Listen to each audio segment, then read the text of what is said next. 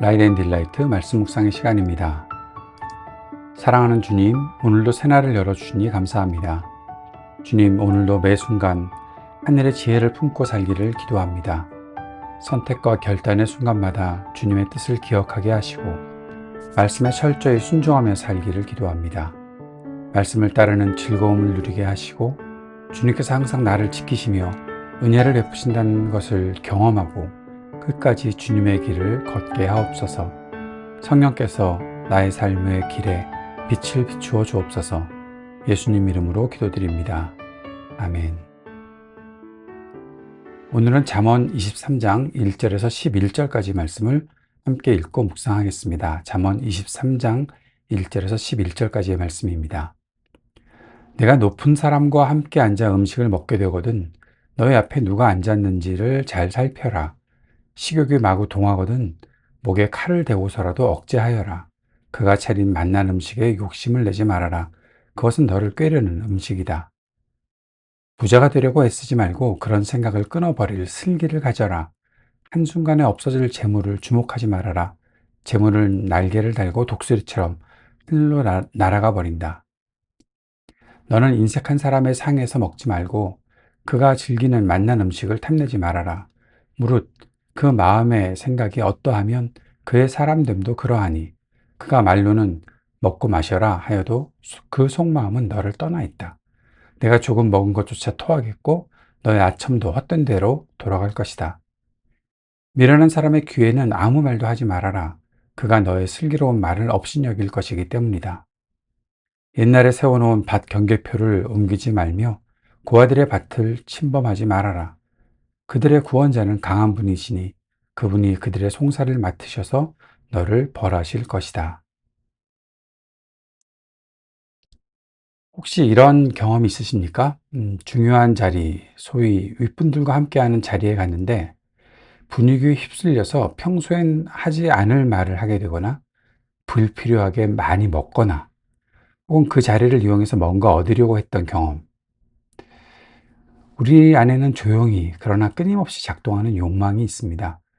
본문은 바로 그 욕망을 어떻게 다스릴 것인지를 아주 구체적이고 날카롭게 가르쳐주고 있습니다. 오늘 우리가 읽은 본문은 여러분이 보셨겠지만 6번, 7번, 8번, 9번, 10번이라고 나오고 있죠. 바로 잠언 22장 21절부터 시작된 30가지 교훈 그 모음 중에서 6번째부터 10번째의 교훈이 나타나 있습니다. 솔로몬이 전해준 것으로 보이는 이 고대 이집트의 지혜 문학 형식을 빌려온 이 교훈들은 사회적 삶의 아주 구체적인 현장, 즉 식탁, 재물, 말과 토지를 다루고 있는 본문입니다. 먼저 식탁의 유혹을 볼까요? 1절부터 3절 그리고 6절, 8절. 1절에서 네가 관원들과 함께 앉아서 음식을 먹게 되거든 삼가 내 앞에 있는 자가 누구인지를 생각해라. 그리고 3절에 그 음식 탐하지 말아라. 그것은 속이는 음식이다 라고 말하고 있습니다. 자, 여기서 말하는 관원의 식탁이라는 것은 단순히 밥을 먹는 장면만은 아닙니다. 이것은 어쩌면 권력과 기회, 성공에 가까이 다가갈 수 있는 그런 자리일 수 있다는 거죠. 그 자리에 있으면 자연스럽게 욕심이 생기죠. 이런 생각을 하게 됩니다. 이 기회를 잘 살리면 또 이분과 친해지면 그런 마음들 말입니다. 자만은 그 자리에서 음식에 취하지 말아라. 그 분위기에 취하지 말아라. 그렇게 말합니다. 이 속이는 음식이라는 말이 인상적인 거죠. 보기엔 풍성한데 실상은 당신을 종속시킬 수 있다라고 말하고 있는 것입니다. 6절부터 8절에는 또 정반대의 상황이 나타나 있습니다. 이번엔 인색한 자의 식탁인데요. 악한 눈이 있는 자의 음식을 먹지 말고 그의 맛있는 음식 탐하지 말아라. 먹는 거에 대해서 이렇게 반복해서 나오고 있는 교훈들을 눈여겨볼 필요가 있는 거죠.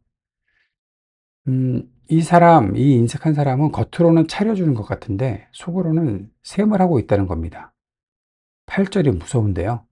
네가 조금 먹은 것도 토하고 내 아름다운 말도 헛된 대로 돌아갈 것이다. 그러니까 네가 좋은 말하고 감사의 말을 하는데 그거 다 무용해지는 관계가 있다는 것이다 라고 말하고 있는 거죠. 이 두 식탁이 대조가 되는데요. 권력자의 식탁과 인색한 자의 식탁. 이 둘 다 위험하다는 겁니다. 자, 오늘 우리에게 이 식탁은 어떤 자리일까요?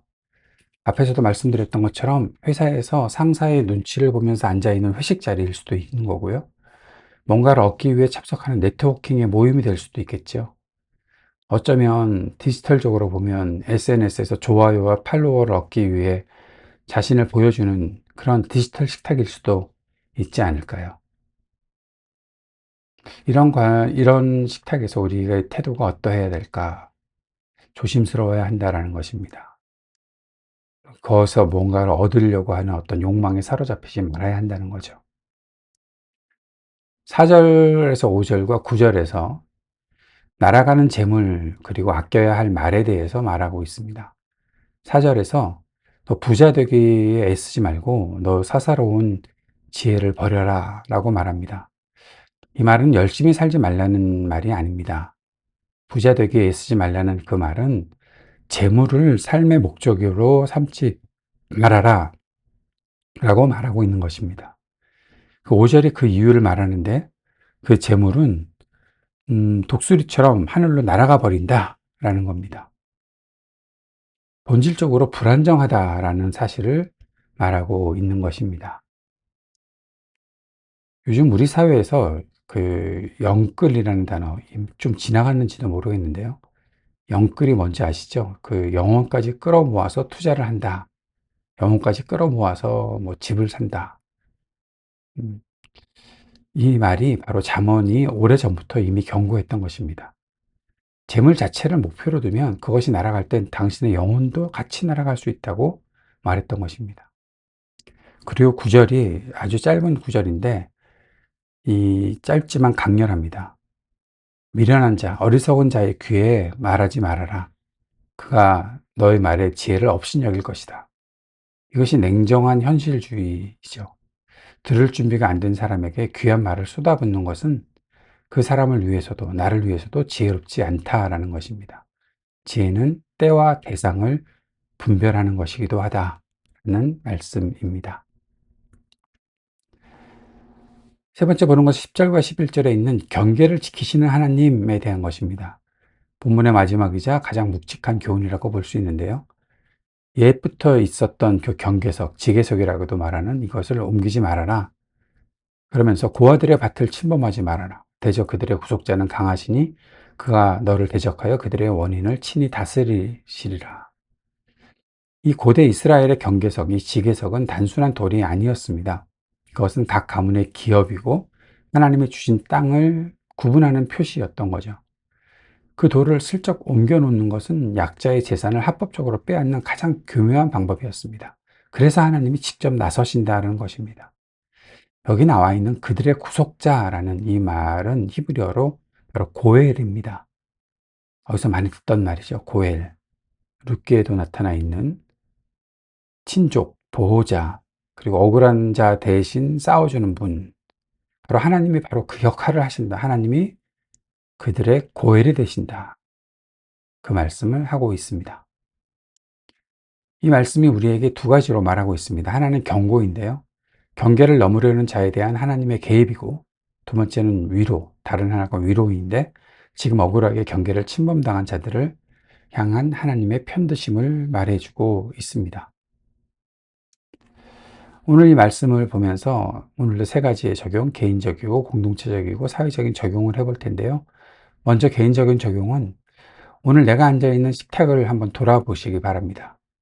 그 자리가 나를 어디로 끌어가고 있는지, 재물을 향해 영혼을 끌어모으고 있지는 않은지, 내가 넘지 말아야 할 선은 어디인지 일터에서, 관계에서, 온라인상에서 한번 돌아볼 수 있는 적용이 되었으면 좋겠습니다.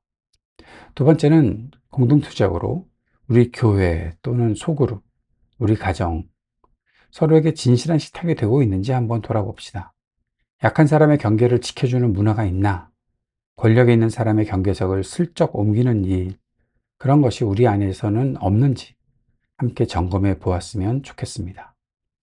세 번째는 사회적인 적용인데요. 옛 경계석을 옮기지 말라는 이 말씀은 오늘의 사회 구조에 그대로 적용된다는 것을 꼭 기억합시다.